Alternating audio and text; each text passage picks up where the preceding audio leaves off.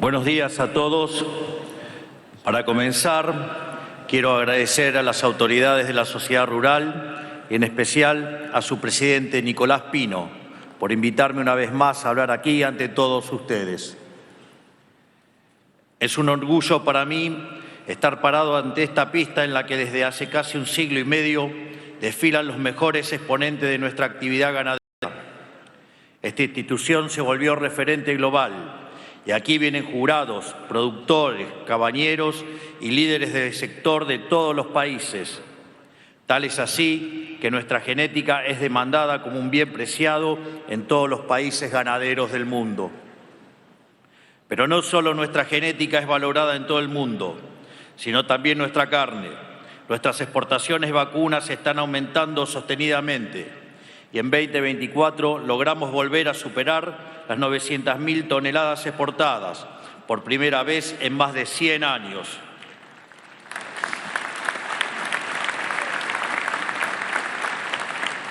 Me gustaría felicitar a todos los actores del sector por esta hazaña y también por seguir realizando esta exposición que representa la esencia de la economía nacional y la acerca a la sociedad civil. Hace exactamente un año me paré ante ustedes con la promesa de comenzar juntos un cambio profundo en nuestra sociedad. En aquel momento alerté que el camino no era fácil, sino que era el camino correcto y que iríamos avanzando a paso firme sin poner en juego la sustentabilidad del progreso. Porque todos, y el campo más que nadie, hemos aprendido del pasado que los cambios hechos a las apuradas se borran fácil y lejos de quedar grabados en piedra, desaparece como huellas en la arena. En aquel entonces no nos alcanzaban las manos para enumerar los infinitos problemas que inquietaban al campo argentino.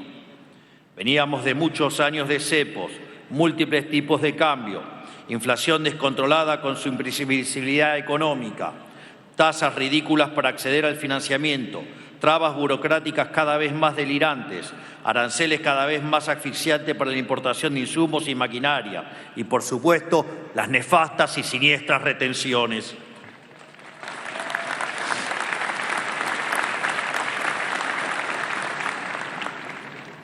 Todas estas problemáticas no surgieron de casualidad, ni por arte de magia, sino que fueron el resultado de un plan deliberado de la política y perpetuado por la casta a lo largo del tiempo. La pregunta es ¿para qué? Para exprimir al sector más pujante del país, terminando por faenar la vaca lechera.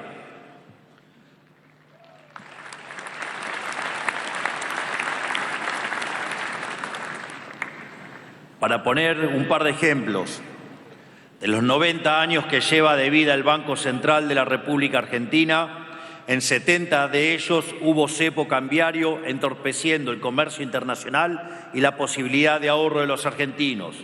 Y durante más de la mitad de los 20 años restantes, si bien el tipo de cambio estuvo unificado, estaba fijado por ley. Es decir, Argentina lleva casi 100 años sin conocer la verdadera flotación cambiaria. Esto se hizo para tratar de contener la inflación que el propio Estado había generado al financiar año tras año un déficit fiscal gigante con emisión monetaria, sin respaldo ni contrapartida de demanda de dinero. Así, empresarios y productores se veían obligados a aumentar constantemente los precios de sus bienes y servicios para mantener su negocio en pie. Ese régimen de inflación alta le venía como anillo al dedo a la casta política para instalar con facilidad su relato antiempresa, en el cual supuestamente los inescrupulosos empresarios especuladores se aprovechaban de las necesidades de la gente. En el caso específico del campo, utilizaban este relato miserable para fomentar el avasallamiento sobre la propiedad privada. Así, se normalizó que quienes generaban más riqueza estén sometidos a regímenes tributarios imposibles, pero también se llegó al extremo de proponer reformas agrarias, incitar a romperse los bolsas o incluso defender el robo de ganado. Y a todas estas injusticias la proclamaron de un bien supremo, supuestamente la siniestra justicia social.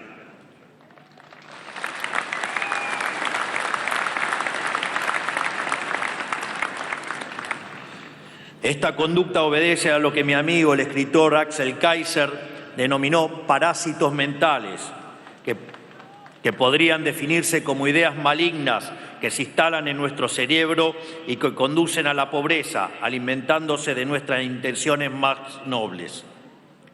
Me parece pertinente detenerme en un parásito mental específico, el de los llamados derechos sociales. Este parásito mental, inherente a la izquierda en todo tiempo y lugar, busca generar expectativas infinitas en personas, sosteniendo que donde hay una necesidad nace un derecho y que todos los derechos requieren intervención estatal y gasto público, por ende, impuestos.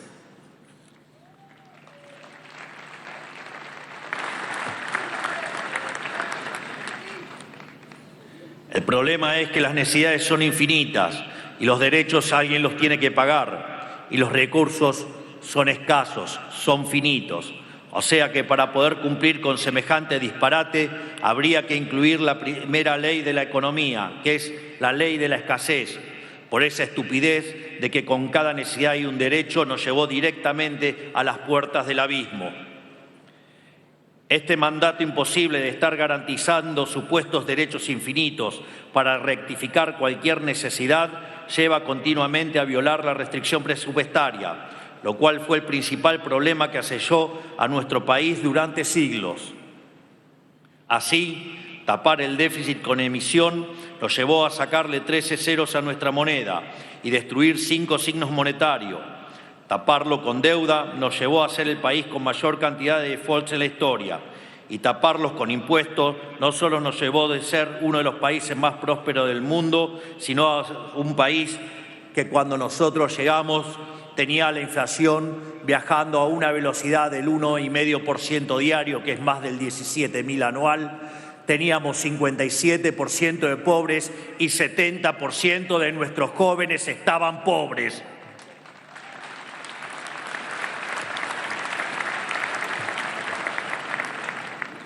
En definitiva, nada de esto fue accidental, dado que, como dijo Thomas Sowell, la primera ley de la economía es la escasez, dado que no hay de todo para todos, mientras que la primera ley de la política es ignorar la primera ley de la economía.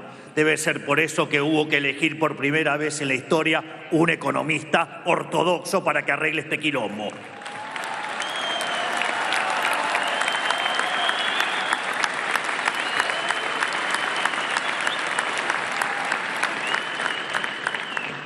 No hace falta estudiar en profundidad la historia humana para saber a dónde llevan estas falacias cuando se las aplica hasta sus últimas consecuencias.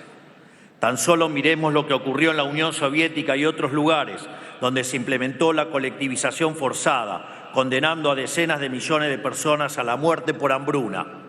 Y en total terminaron asesinando 150 millones de seres humanos. Nunca se olviden de eso, a lo que conducen estos derechos sociales como la justicia social y la igualdad de oportunidades, a la guillotina igualadora que termina conduciendo al totalitarismo y a la pobreza y a la hambruna.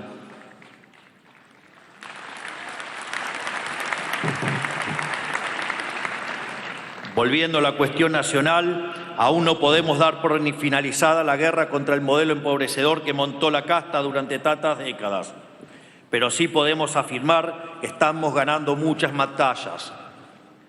Esto se traduce en la baja de costo que ha visto en particular el sector agropecuario a lo largo del último año y medio. Por enumerar algunos avances, hemos eliminado el cepo cambiario y el impuesto país, devolviéndole aproximadamente un 30% de rentabilidad al sector. Facilitamos la importación de fertilizantes y redujimos los aranceles. Volvimos a permitir la importación de maquinaria usada, reduciendo su costo hasta un 50%. Abrimos el mercado de la vacuna de la aftosa. En la próxima campaña ya habrá oferta de la misma por la mitad de su valor histórico.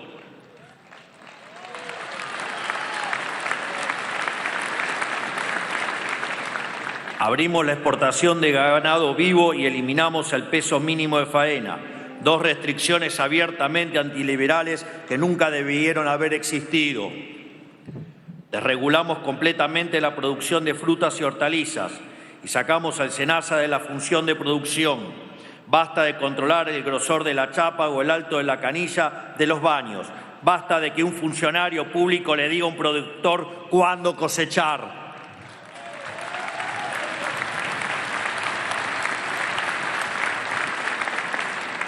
También eliminamos el RUCA para todos los productores, excepto granos. En términos de financiación del sector, la desregulación en el mercado de warrants ha generado no solo una baja en el costo del warrant del 3,5% al 1%, sino que permite al productor emitir su propio warrant, logrando hacer líquidos sus stocks. También implementamos el pagaré mercancía, un viejo reclamo del sector y que ya está usando, sobre todo para la compra de maquinaria. En este sentido, también estamos desarrollando líneas de créditos en kilos de carne para que el sector pueda recapitalizarse y crecer en cantidad de cabezas sin temor a las variaciones de precios que pueda tener la hacienda. Esto lo hacemos en línea con nuestra promesa de campaña de ir hacia una libre competencia de monedas, para que cada sector pueda proyectar su crecimiento de una forma más previsible. Por otro lado, creo que gran parte de ustedes es consciente del cambio de época que se vive en términos de conectividad, gracias a que hayamos permitido el ingreso de Starlink al país y se puede acceder a Internet de máxima calidad en cualquier rincón de la Argentina.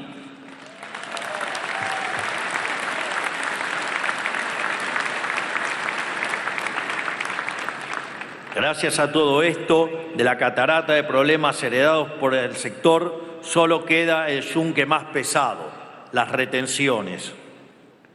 Por eso quiero aprovechar este día para hacer un anuncio importante sobre este gran flagelo que nunca debió haber existido. Desde hoy, las retenciones a la carne aviar y vacuna se reducirán del 6,75 a 5%. Las retenciones al maíz de 12 a 9,5%. Las retenciones al sorgo de 12 a 9,5%. Las retenciones de girasol de 7,5 al 5,5 y 4%. Y también las retenciones a las hojas del 33 al 26 y a los subproductos de soja de 31 a 24,5%.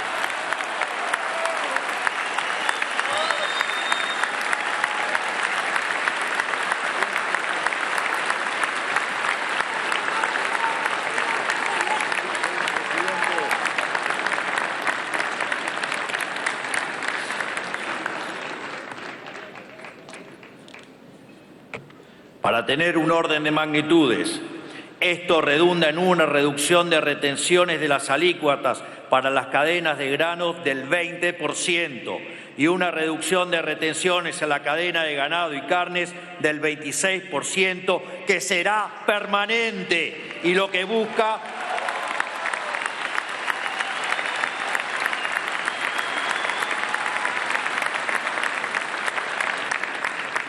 lo cual busca dar impulso al campo, el sector con mayor productividad de la economía y fuertemente castigados por estos impuestos en los últimos 20 años. Esto incluye también las rebajas transitorias que anunciamos sobre trigo y cebada, que también serán permanentes.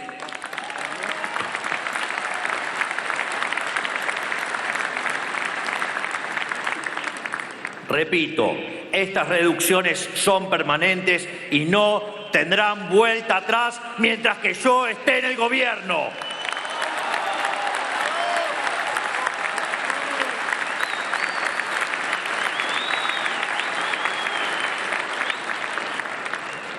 Eliminar las retenciones es una obsesión para nuestra gestión y hemos dado muchos avances en esa dirección. Ya eliminamos las retenciones a las economías regionales, al sector lácteo, a la carne porcina y a algunos segmentos de carne vacuna. Además, hemos reducido las mismas para el trigo y la cebada. Pero es muy importante tener presente que todo esto es posible únicamente gracias al superávit fiscal que hemos conseguido, al cual cuidamos como agua en el desierto ante los embates sistemáticos de la casta política.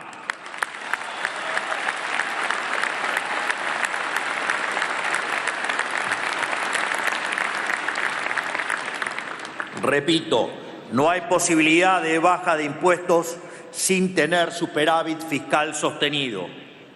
Este concepto no solo es importante que lo internalice la sociedad, sino principalmente la dirigencia política, que lamentablemente no parece haberse hecho eco del grito de cambio que la sociedad expresó en el 2023. ¿Acaso creían que la motosierra era un chiste?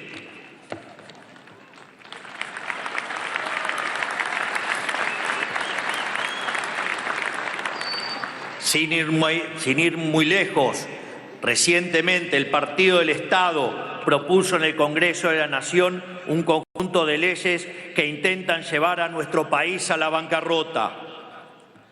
Hacer efectivas todas estas medidas y sostenerlo en el tiempo implicaría un aumento en dinámica de la deuda argentina por una cifra cercana a los 350.000 millones de dólares a valor presente. Para tomar dimensión de este disparate, ¿sí? Esto representa un aumento de 80% de toda nuestra deuda actual. Miren qué gracioso cuando se hacen los generosos con el bolsillo ajeno.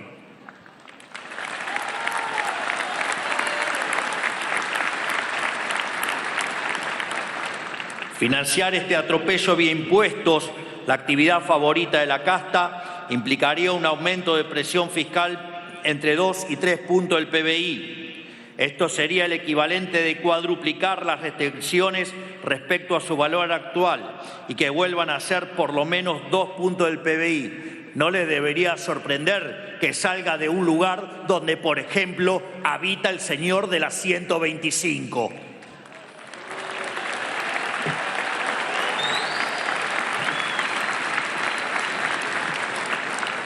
En definitiva, ellos quieren ni más ni menos que aniquilar al sector por el pecado capital de no necesitar de sus dádivas.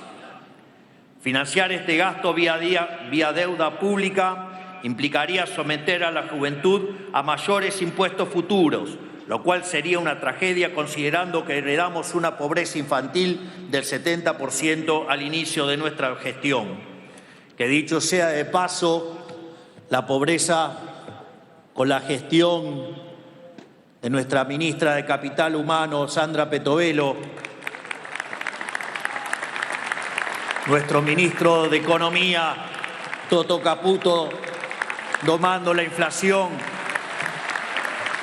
y la ministra de Seguridad, Patricia Bullrich, manteniendo el orden en las calles, nos ha permitido bajar la pobreza en más de 25 puntos. Hemos sacado de la pobreza a 12 millones de argentinos. Hemos sacado de la pobreza a 2,5 millones de jóvenes. Mal que le pese al Partido del Estado.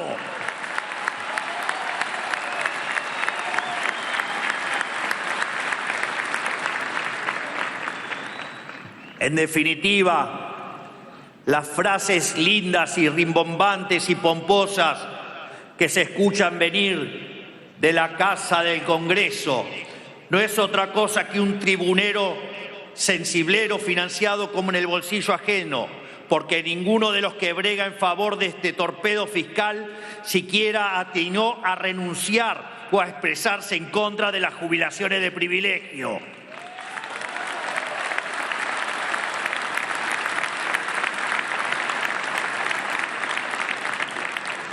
Financiarlo vía emisión, a lo que los degenerados fiscales recurren cuando no tienen la fuerza para robar de frente, implica volver al sendero de la inflación que nos ha costado tanto esfuerzo dejar atrás. El impuesto más regresivo de todos, dado que castiga con más fuerza a los más vulnerables. Pero claro, a esos vulnerables los hace dependientes del Estado y fáciles de captar para votos y seguir hundiendo al país. Por supuesto que por todas estas razones y para proteger el superávit fiscal que es el ancla que nos está llevando al futuro, vamos a vetar estas leyes que lo que buscan es llevar el país a la bancarrota y a la pobreza.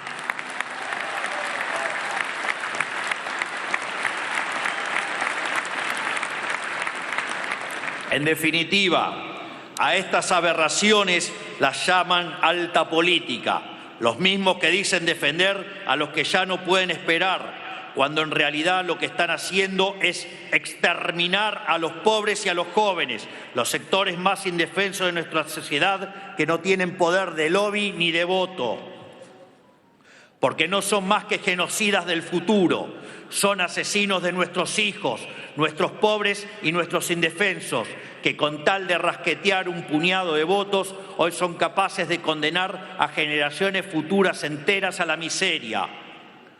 Hoy vinimos y vivimos en el largo plazo de los que no creyeron en el largo plazo y nos hacemos responsables de la irresponsabilidad fiscal de la que aún hoy quieren hacer gala.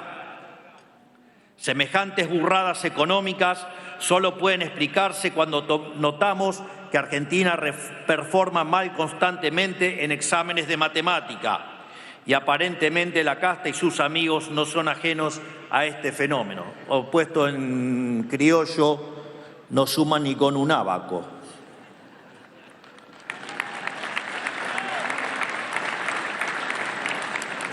Por eso dicen que con un gasto de 17.000 millones de dólares anuales puede ser financiado con un recoste de gasto de 30 millones en la CIDE, que ahora quieren desfinanciar, pero hasta hace muy poquito querían manejar, cuando en realidad se necesitaría un recorte 570 veces más grande.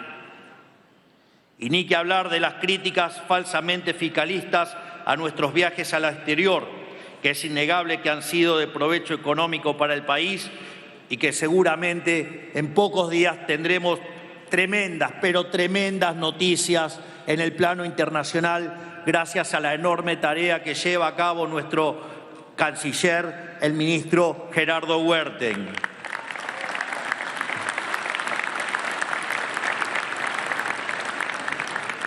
Y es increíble que los mismos viajes que curiosamente son criticados por quienes gastan viaje tras viaje pagados por los viáticos del Congreso para fines personales, pasear, o políticos, o rosca. Este es el problema central de lo que describe mi amigo Axel Kaiser en su libro Parásitos Mentales. Estas ideas que fermentan y crecen en la cabeza de la dirigencia política como parásitos, inhabilitan cualquier decisión racional sobre cualquier tema, dado que los prejuicios y el dogma se imponen sobre la realidad. Como dato curioso, la palabra parásito proviene del griego para, que significa al lado, y sitos, que significa comida. En la antigua Grecia, los parásitos eran empleados públicos encargados de supervisar las cosechas, la preparación de pan y luego comían de arriba. En resumen, vivían del esfuerzo ajeno. Así es que podemos afirmar que cuando nos referimos a la casta, a la alta política, estamos hablando de verdaderos parásitos fiscales, en el sentido más profundo de la expresión, y que ustedes lo vienen sufriendo hace muchísimos años, en especial los últimos 20.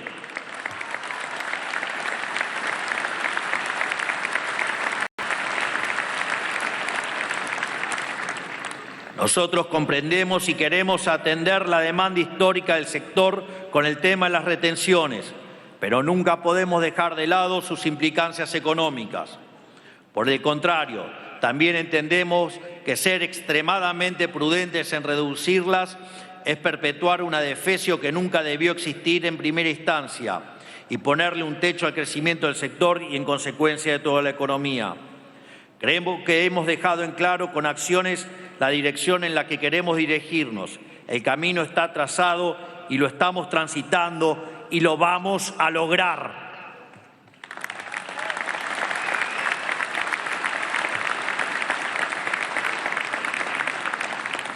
A su vez, de las 8.000 reformas que llevamos a cabo, más de 400 fueron para liberar a este sector y seguimos acelerando el proceso. Vamos a hacer de la Argentina el país más libre y próspero del mundo. Ustedes, acostumbrados a pensar en generaciones, entienden más que ningún otro sector del país lo que esto significa. Por eso, estamos construyendo un país en el que todos los emprendedores tengan un lugar y en el que todas las empresas tengan la oportunidad de desarrollarse, sean del campo o de cualquier otro sector. Hoy lo vemos claramente en cómo el crecimiento en otros sectores como energía y minería nos permite sostener el equilibrio fiscal con la baja de retenciones. Ese es el verdadero círculo virtuoso del crecimiento argentino que veremos por los próximos años. Todo lo que ayude a mejorar el superávit ayudará a acelerar la baja de impuestos, que a su vez seguirá potenciando el superávit en el tiempo por el crecimiento natural de la economía. Por eso, también entendemos que la baja de retenciones, aparte de beneficiar al campo, potenciará a toda la economía del interior del país, que de forma más directa o indirecta le provee servicios a los productores agrarios. Desde veterinarios y laboratorios, o ingenieros y desarrolladores de semilla, a playeros de estaciones de servicios, desde gomeros a almaceneros, sea un piloto de dron o un constructor de silo, todos se benefician de que la rentabilidad del sector privado se quede en el sector privado en lugar de que sea extirpada por el maldito Estado.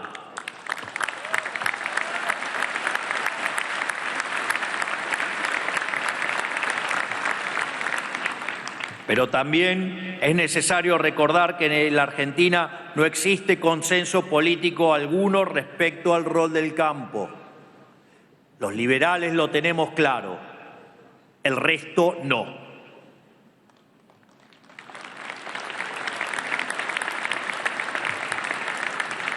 El Partido del Estado cree que ustedes deben subordinarse eternamente a subsidiar las decrépitas industrias infantes de la casta. Ellos creen que como sector no valen nada, que solo extraen una renta de un activo fijo. Recordemos la fijación que tenía la doblemente condenada y ahora presidiaria con llamarle suyo al producto que había financiado toda su aventura colectivista.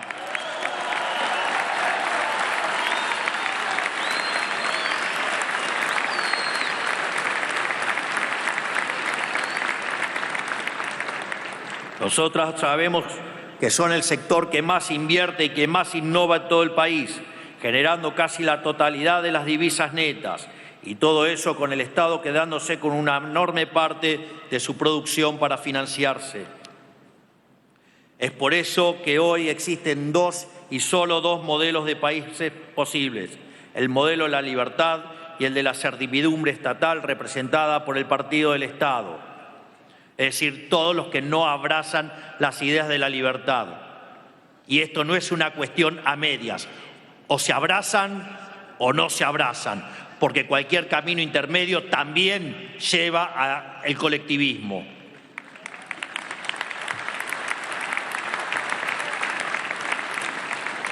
Nosotros somos los únicos que creemos en el modelo de la libertad, cuyas condiciones son la propiedad privada y el rol del Estado en defenderla y preservarla. Enfrente tenemos una banda de forajidos, de saqueadores de ganados devenidos políticos que solo saben arrasar la riqueza que otros generaron con su esfuerzo y previsión. Por eso solo dejan miseria a su paso. Y cuando estos personajes no pueden robarle al productor lo que es suyo, prefieren destruirlo. Recordemos que no hace tanto llamaban a romper silobolsas y llenaban de cuatreros el Congreso.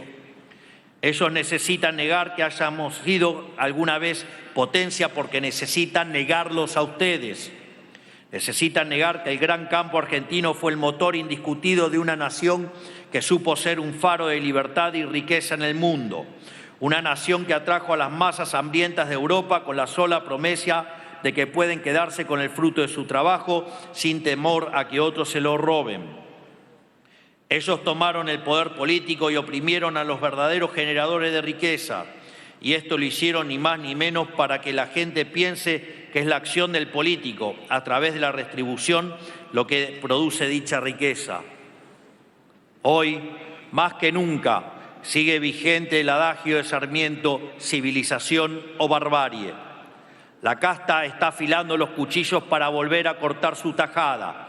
No los dejen sentarse de nuevo en la mesa bajo falsas promesas de civilicidad. Sentémonos nosotros a construir un nuevo siglo de oro argentino.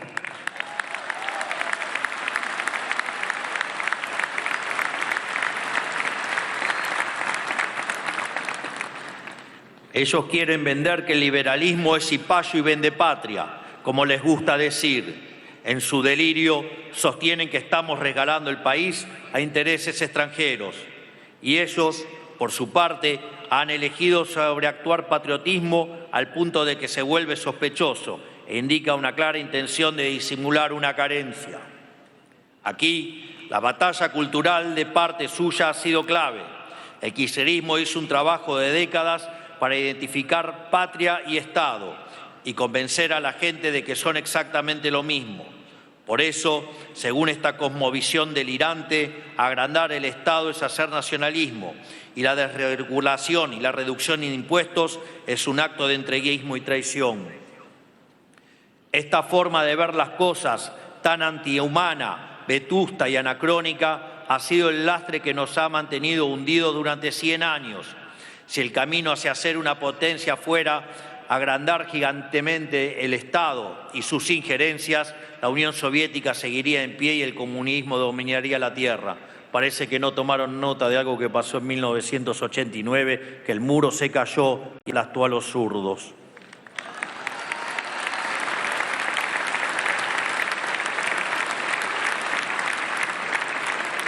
Nosotros, en cambio, venimos a proponer otra cosa, un verdadero patriotismo que concentra sus esfuerzos en el engrandecimiento de la sociedad y no de la burocracia. Sabemos que el único patriotismo real, sostenible y duradero es el liberalismo, porque es el único que asegura el progreso, la fuerza y la independencia de las naciones y sus ciudadanos, aparte de ser la ideología que dio a luz a la República Argentina. Porque esa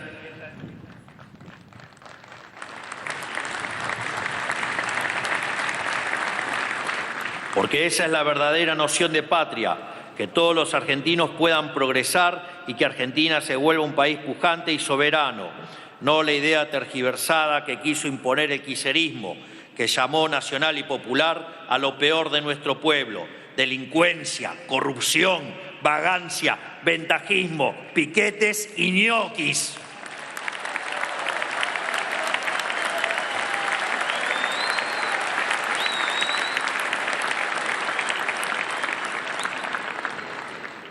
Nosotros somos patriotas, amamos el suelo de nuestra nación, la tierra que vio a crecer nuestros antepasados, la epopeya de nuestros héroes y las instituciones que fundaron los próceres de la generación del 37, y no los que suspiran a la sombra del tirano restaurador.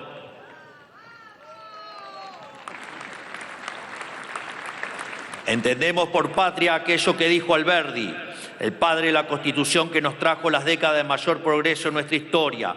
La patria es la libertad, el orden, la riqueza y la civilización organizados en suelo nativo, bajo su enseña y su nombre. De esta manera estamos convencidos de que bajar la inflación es hacer patria, bajar la pobreza es hacer patria, bajar los impuestos es hacer patria, bajar la inseguridad es hacer patria, comerciar es hacer patria, recuperar el respeto del mundo es hacer patria, revalorizar nuestra moneda es hacer patria, desendeudarse es hacer patria y, parafraseando el lema de esta institución centenaria, cultivar el suelo es hacer patria.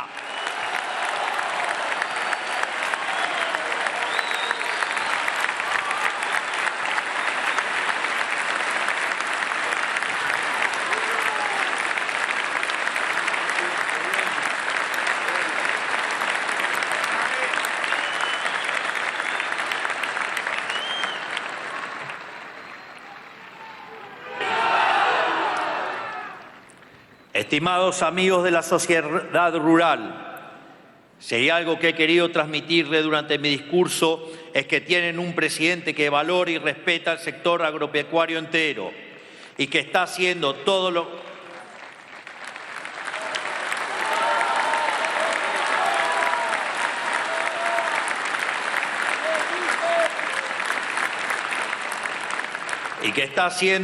que está a su alcance para revertir el latrocinio al que fueron sometidos por culpa de la banda de saqueadores que gobernó al país durante las últimas décadas.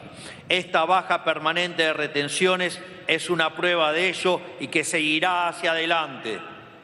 Sepan que nuestra visión va mucho más allá de ordenar las cuentas. Si fuera solo eso, mañana vendrían otros a retomar el ciclo de miseria del que estamos saliendo.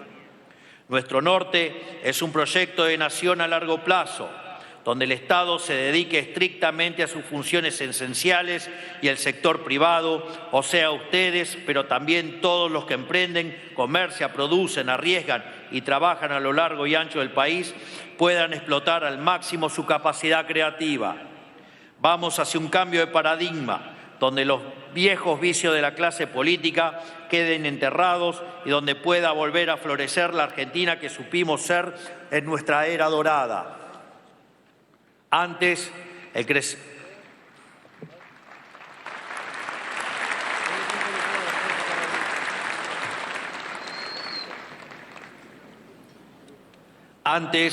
el crecimiento económico le daba recursos a una casta obsesionada en perseguir al sector privado para agrandar sus bolsillos.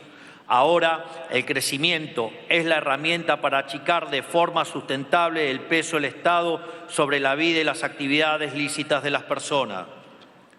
Aquí es pertinente mencionar la parashá de esta semana, que curiosamente toca este tema.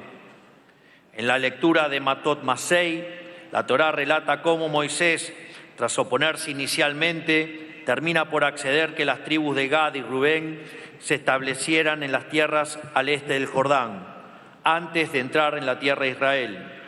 Pero Moisés accede bajo la condición de que acompañaran al pueblo hebreo en la conquista de la tierra prometida, bajo la promesa de que luego podrían regresar a dichas tierras. El mensaje que se desprende es que si bien todos queremos concretar nuestros sueños y podemos vernos tentados por la búsqueda de atajos para obtener resultados rápidos y sin esfuerzo, nunca debemos abandonar el camino hacia la tierra prometida. En noviembre de 2023, el pueblo argentino eligió un nuevo gobierno y un nuevo modelo. Nosotros también decidimos dejar atrás el yugo del tirano opresor y encarar nuestro propio éxodo hacia la tierra prometida. Durante este proyecto han surgido, surgen y surgirán y seguirán surgiendo dificultades que pueden tentarnos abandonar la lucha y conformarnos con los resultados fáciles. Lejos de dejar que estas dificultades nos desanimen, debemos entender que surgen porque estamos en el camino correcto. Debemos continuar dando esta batalla diaria por la libertad, porque solo manteniéndonos en el camino correcto dejaremos atrás todas estas décadas de empobrecimiento sistemático para alcanzar finalmente la prosperidad. Con esta conquista, madre de conquista, podremos materializar nuestros sueños y seguir alcanzando con cada uno sus propias conquistas personales. Por eso, para finalizar, quisiera pedirles que no dejen de acompañar este proyecto de país, porque es la única garantía de que no vuelvan a sufrir el horror al que los arrastró la casta política en el último siglo. Además, estoy seguro que pronto ustedes también comenzarán a ver los frutos de este plan, del cual todos ustedes forman parte indispensable. Así, en este solemne acto, dejo por inaugurada la 137ª Exposición Rural Argentina. Que Dios los bendiga a todos, que las fuerzas del cielo nos acompañen y ¡viva la libertad, carajo! ¡Viva la libertad, carajo! ¡Viva la libertad, carajo! Muchas gracias.